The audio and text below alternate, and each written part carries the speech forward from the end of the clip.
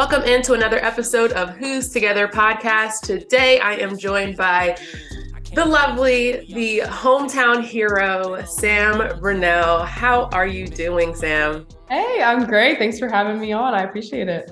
Of course, of course. How does it feel to have Virginia across your chest, to be sitting in JPJ as a UVA player now?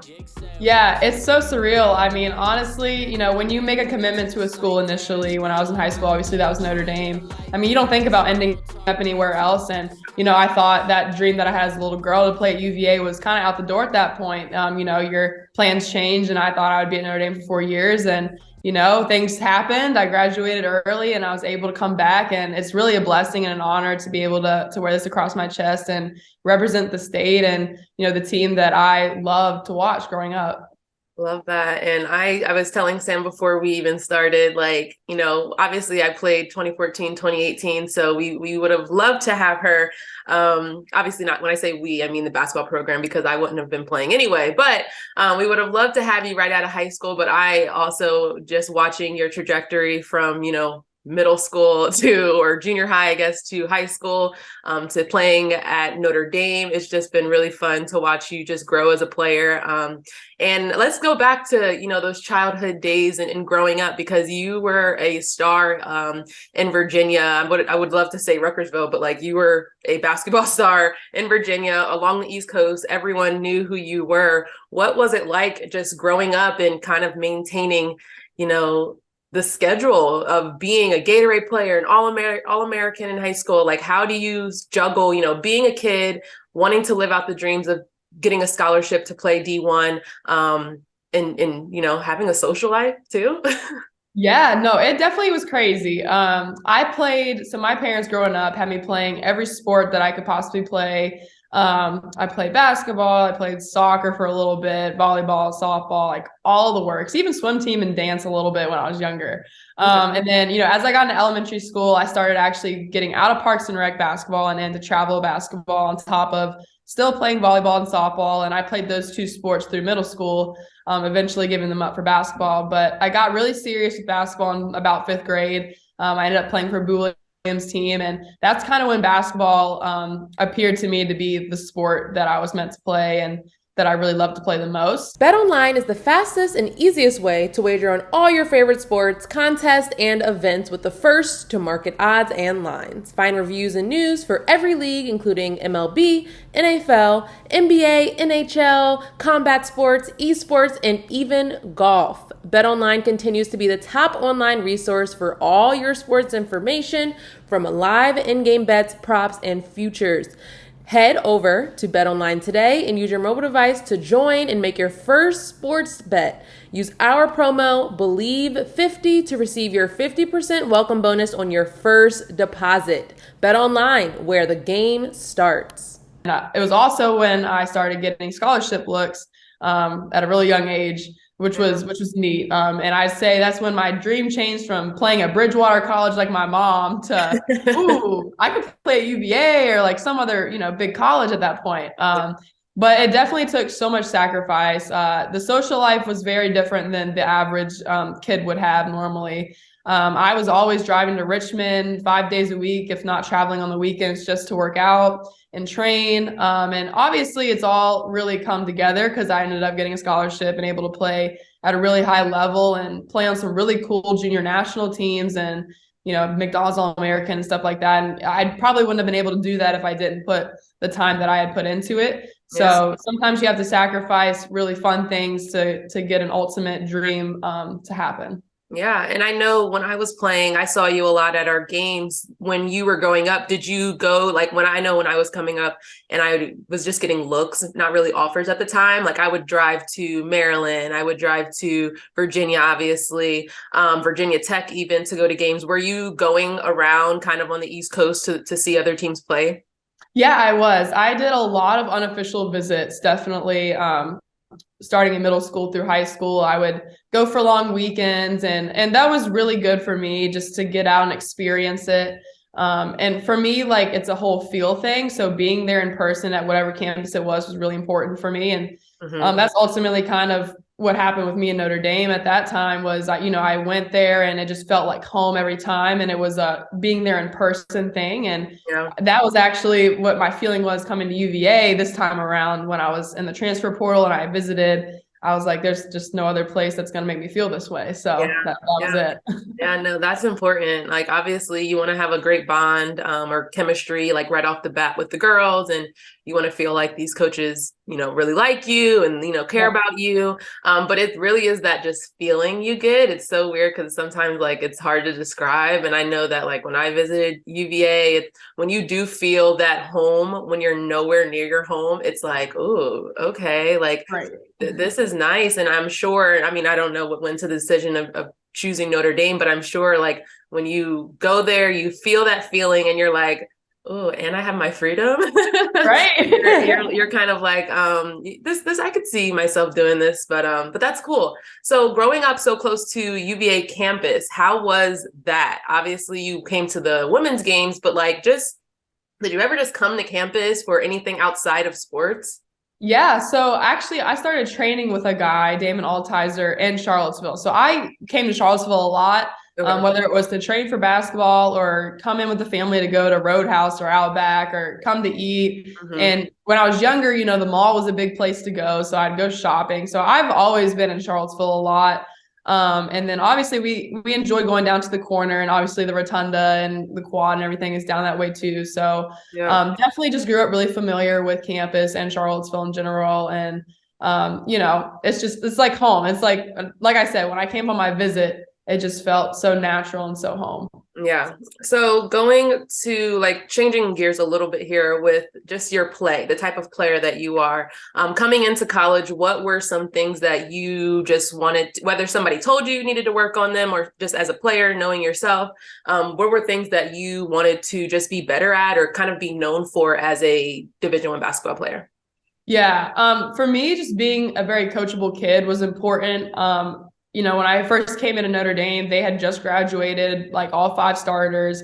I was in a role that not many freshmen are in because we lost so many people. Mm-hmm. And so basically I had to grow up really fast. And so I needed to obviously get my shot quicker. As a shooter in college, the game's a lot faster. There's more athletic girls.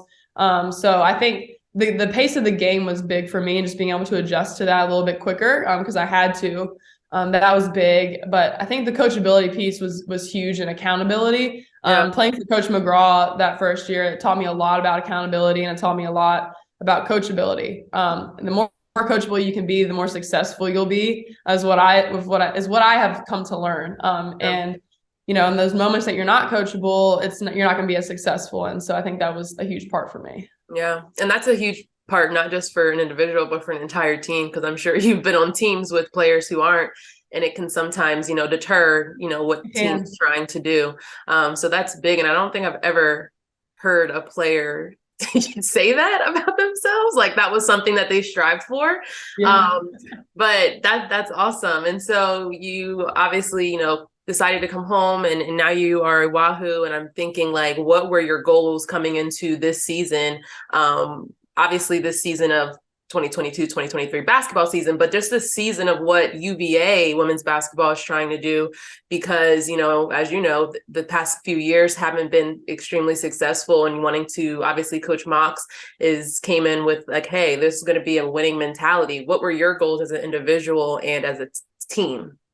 Yeah, absolutely. I say individually, me as a player, I like offense and I like to score, but there's more than just scoring to my palate. I'd say I love to pass. Sometimes I get just as hyped to pass the ball and get an assist as I am to shoot the ball and make the shot. And so being a piece of the puzzle that can create a really fun offense is great. So I'm happy to be a part of that. And Coach Mox, runs a lot of her stuff through the post as well. So it gives me an opportunity to really get back to playing my game of basketball. And it's given me a lot of confidence too, because it's put me in positions to have to make tough shots or to be able to put the ball on the ground and drive to the basket. And doing things like that is something I haven't done the last 2 years. It's stuff I was doing before the last 2 years under Coach McGraw, but now I'm able to get back to, my full skill palette, I feel like, and Coach Mox has so much confidence in me to do that, which I'm very thankful for. But, being a piece to getting UVA back to where it was is awesome. There's so many other pieces around me too that are, helping and getting us back to where we are. I mean, we're 9-0 right now, and I know it's early, but we're showing the world what we can do right now, just a little bit and a little bit, and we get better and better every game, every practice.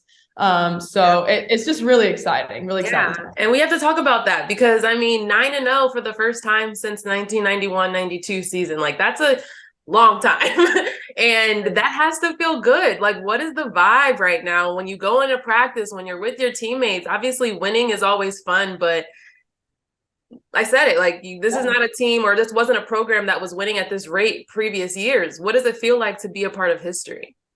It feels crazy. And every time somebody brings up, like, this is the first time since 1990, whatever, I wasn't born then. But like, what I think about is like the Dawn Staley era and like what I have heard about the era. And I'm like, for people to talk about, the comparison or whatever is amazing. Like, we're obviously, new this year with Coach Mox and, some of us new coming in and us playing together, but we're showing a lot of growth and development too, and that our chemistry is still there despite so much newness. And so it's really an honor to be compared to those years. And I know we still have a long ways to go, but it just adds to showing us like, this is where we can be, and we're not even there yet. It's so exciting. So what are you attributing this success to this early? I mean, you talked about chemistry, but what is going well for you guys right now? Yeah, honestly, I think the coachability. She's like everything. Everything, yeah. Everybody is really bought in on our team and bought into what Coach Mox is telling us to do. And everybody is very trusting. And I think because there's the trust, because there's the buy-in and the coachability piece, that's what's helping us be so successful right now. Obviously, offense is rolling for us, but our defense is pretty good too. We're, rebounding really well, which is great. And all of our post group is really good at rebounding. We have, Mira is really athletic. She gets, I feel like, almost every single rebound. It's great to have her. Cam's so tough on the boards as well. And London too. We just have this like toughness piece as well. We just go at it, we go at our competition every time as hard as we can. And I attribute that to Coach Mox making practice so competitive. That's all we know, honestly, is competition. Like, just go at them, punch. And I think that's what's helping us be successful too. Yeah. And I said it last week's episode when me and Quinn were just talking about you and the men's team and like what's been going really well for you guys. And I think the biggest thing that I've seen, I'm also preparing for UNCW game that I'm going to call on Sunday. It's like last season, obviously you weren't there, but, a lot of the same players, last season finished last, I believe, in assist to turnover ratio. And you guys are like fourth in the ACC right now. When I say last, I meant in the ACC, fourth in the ACC. And that really, I think, just goes to show you how selfless of a team you guys are right now. And it's not like, oh, this person has the hot hand and it's like, okay, we're going to feed them. But like, this person's also wide open. So we're not going to make dumb mistakes. And I think that you guys are just gelling so well. Rebounding is insane right now as well. You guys are pretty high in the ACC with that. And, I talked to Coach Mox on this podcast and I said, you're known for defense and rebounding. What is your goal with this team? And she's like, defense and rebounding. and that shows. So for those people who don't know Coach Mox, how do you describe her on and off the court? Ooh, okay. Let's see. So Coach Mox on the court, I would say she's just very locked in, very focused on what we're doing, obviously. But we have some, hiccups sometimes. And when I say hiccups, I mean funny moments. So somebody just like the line trips them up or something. Yeah. And they flat out fall on the ground. Like, she'll put her paper up and she'll just be like laughing behind her paper because she doesn't want us to see her laughing, right? Yeah. Like, she's supposed to be serious or whatever. But she's just so focused. And I think that helps us stay focused too, knowing that our leader wants focus and just wants us to really lock in on what we're doing. She's also really high energy, which is great for us. It helps us to keep our energy high in practice and in games as well. So it's great to have that. Off the court, Coach is so fun. Honestly, she has us over to the house sometimes and it's great.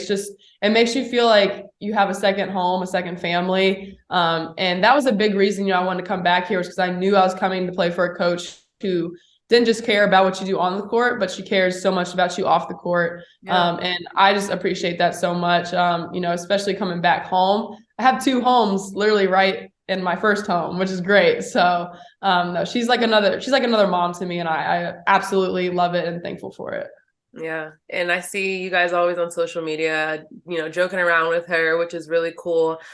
It's so funny because I think about when I was playing and, we couldn't have our phones. We couldn't really be on social media. There's certain things you can't share on social media. And I'm curious because I know that you have, NIL deal with Roots, I believe. Yeah. And I don't know if you have more, but I'm just curious on how you have, really tried to maximize what student athletes are able to do and make money now off their name, image, and likeness, and how that's, been a part of your routine as well in Charlottesville.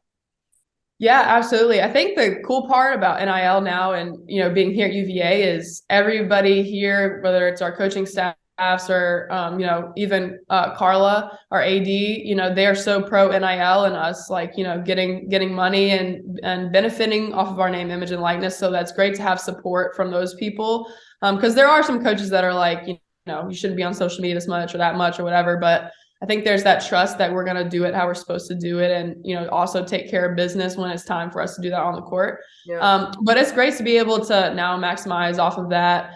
So many, I feel like female athletes are benefiting right now because of the influencing gig, which is basically what I'm doing a lot of. And it's great. My Roots deal is really great. Basically, I just influence for them and, get some free Roots, which is great. So I'm getting a healthy meal while also, influencing for them. And that's fun. I think what's really cool with UVA though, is like, they're selling our jerseys now too, like Nike jerseys with our names and numbers on the back. Yeah. Which is super cool. And we get like a percentage of that profit too. UVA has done a really great job of trying to help us maximize it to the most, and not even just with working with local companies, just like letting UVA be a part of our brand because we're playing for the university and they fully understand that and are helping us benefit from that as well. Yeah, no, that's awesome. And I don't know if other girls have any NIL deals, but have you ever like collabed with any other athletes? Yeah, so I have actually I'm starting my own. It's not really a podcast. It's going to be a little show at Timberwood Tap House.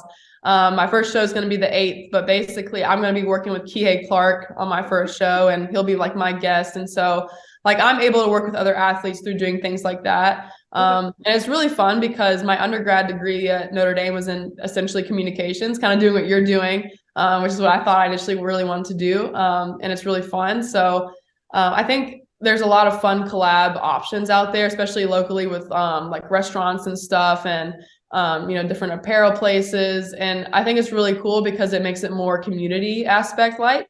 Mm-hmm. And I think that's really great because the UVA community gets to rally around the athletes even more. Yeah. And I think like I also talked about on our podcast before, me and Quinn, we took a break after the tragedy that happened with the football team. But when we came back, we just really harped on how much of a community Charlottesville is, like, let alone obviously Virginia and the school and, faculty, staff, fans, but Charlottesville just like, and we feel like people that live there and like might not have any relationship to University of Virginia, they just corral around their athletes so well. And I'm curious and just, in the aftermath of what happened with the football team and the lives that were lost, how you are doing. I know I reached out to you and Carol and just wanted to extend, my support in any type of way, but how are you doing and the team still doing with, grieving those losses?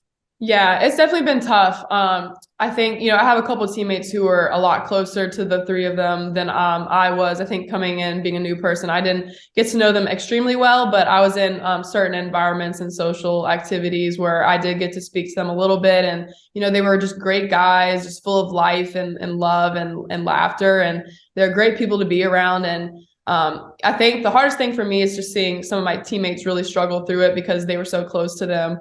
Yeah. But I think the great thing that's come from this is just the community rallying and still being in high spirits and being there for each other, especially in a time like this. It's crucial to have support for each other. And it's brought us closer as a community. And like you said, just extending past people who maybe have connections or not to the university, just local people in general are reaching out. And it's just great to have that support. And, as an athletic, community, we're doing things for those three people and trying to honor them. And, we put their names on our shirts and our warm-ups and just trying to do anything we can to keep their lives, relevant, and showing them like these were great people and they're not going to be forgotten. They laid the foundation here at UVA in their sport and the athletic community and just UVA in general. And so we're going to keep uplifting them. Yeah. So before we get into some rapid fire questions, you guys play next game Sunday. I said, obviously I'm calling the game, so I want to get some just some, tidbits to talk about as well. But what are you guys looking forward to this Sunday? Obviously UNCW, they don't have a winning record right now, but you have to think that they're going to be coming for you guys because you're undefeated. Right. How are you guys preparing for that game? Yeah, so we were off yesterday. Today's going to be our first prep day, getting ready for them. So It'll be great to see scout and see what the coach's plan is.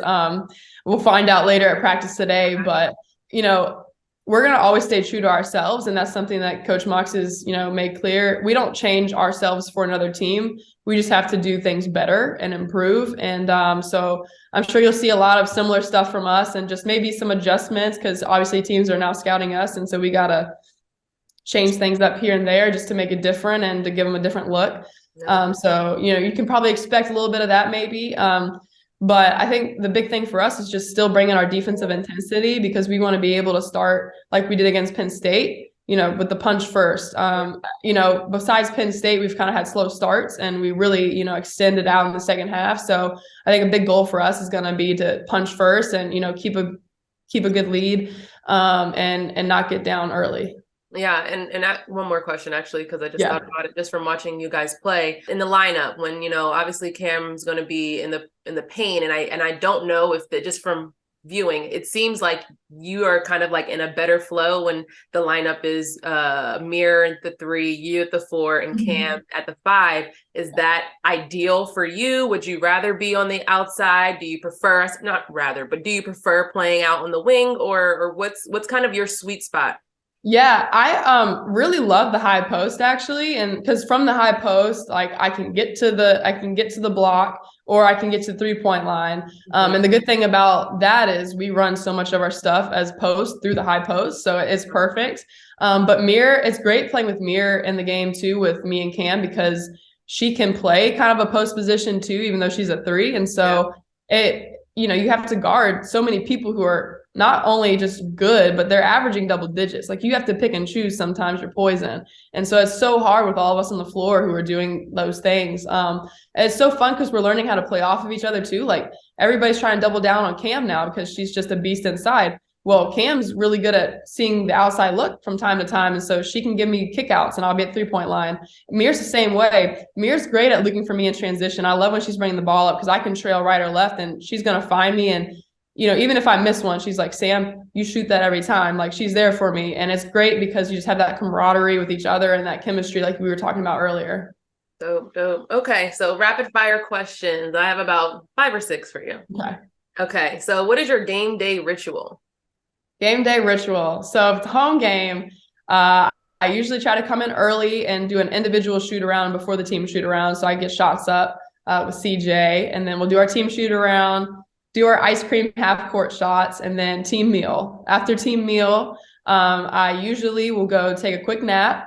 And then I've gotten into doing get ready with me's on TikTok. I'm trying to get better with those, but I'm doing a little bit of that. So I do a little bit of that, and then I'll go spend a lot of time in the treatment room, just whether it's norm attacking, getting in the hot tub, getting my knees ready, getting my shoulder ready and everything. And then I try to get out there an hour and a half before tip off just to shoot some more. Then we'll warm up and then it's game time. Game time. Yeah. Who are you closest to on the team?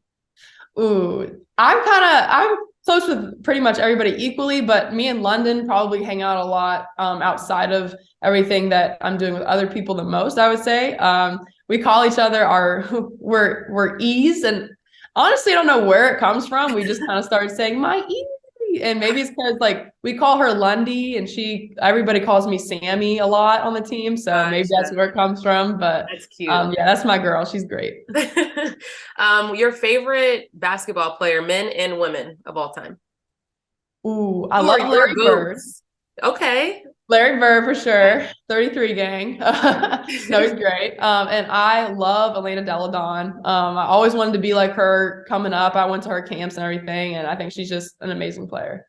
Okay. What's your favorite place on grounds? Ooh, favorite place on grounds. So I actually have a puppy named Maverick, and so we go on a lot of walks down to the corner. And I love walking on the lawn a lot. Just it's so beautiful, especially right now with the leaves changing colors. I just find a lot of peace just walking around there and being in that spot. Okay. Favorite Charlottesville spot when you were growing up versus now? Okay, so growing up, I loved probably going to the movie theater a lot, which the movie theater in Stonefield was not there when I was younger. So it was like the old movie theater where Kmart used to be, which is, I don't think it's Kmart anymore, but anyways, it was over there. I love going there because the thing to do when we were younger was go to the movies.